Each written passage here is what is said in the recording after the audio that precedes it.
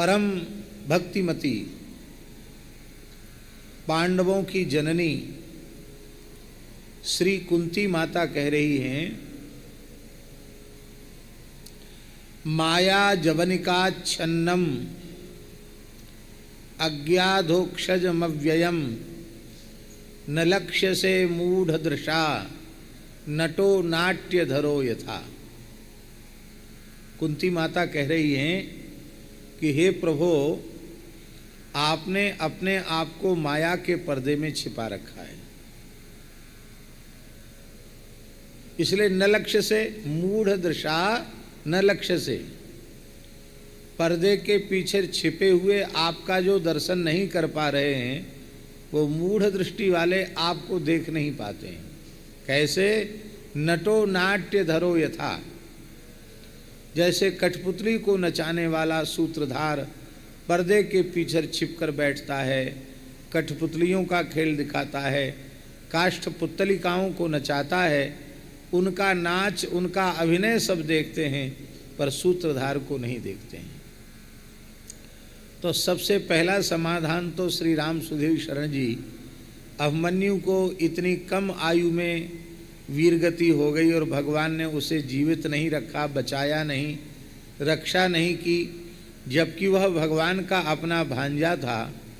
इसके मूल में सूत्रधार श्री कृष्ण हैं और किसी भी पक्ष में न कोई पक्ष है और न कोई विपक्ष है, दोनों ओर से अंतर्यामी रूप में श्री कृष्ण है। ये एक बात तो ये है।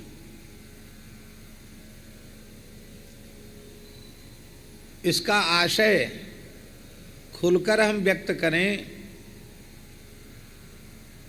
तो अभिमन्यु की वीर गति के मूल में भी श्री कृष्ण की इच्छा ही कारण है।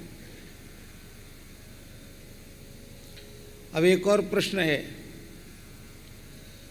अभिमन्यु को भगवान श्री कृष्ण सुभद्रा जी के रुदन करके प्रार्थना करने पर भी, महाभारत उठाकर देखिए, भगवान उसे जीवित नहीं करते। भगवान खुद बहुत विलाप कर रहे हैं, लेकिन भगवान ने अपनी भगवत्ता का प्रयोग नहीं किया। जो त्रिभुवन सक मारी जियाई,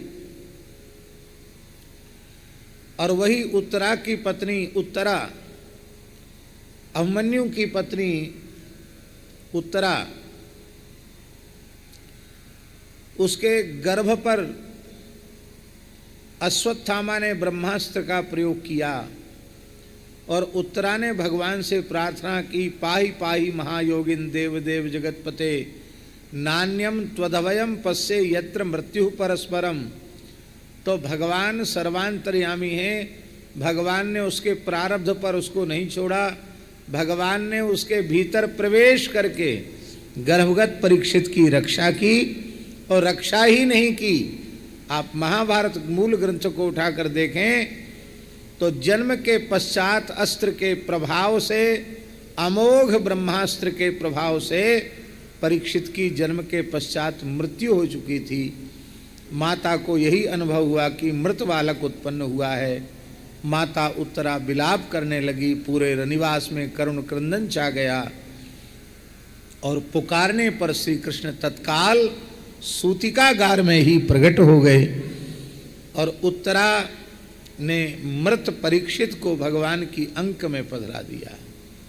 उस समय भगवान ने अपनी दयार्द्र करुणा भरी दृष्टि से परीक्षित की ओर देखा और स्पर्श करते हुए कहा कि यदि अर्जुन में मेरी निष्कपट प्रीति हो तो यह बालक जीवित हो जाए। और भगवत संकल्प से अभिमन्यु नंदन परीक्षित के भीतर पुनः प्राणों का संचार हो गया।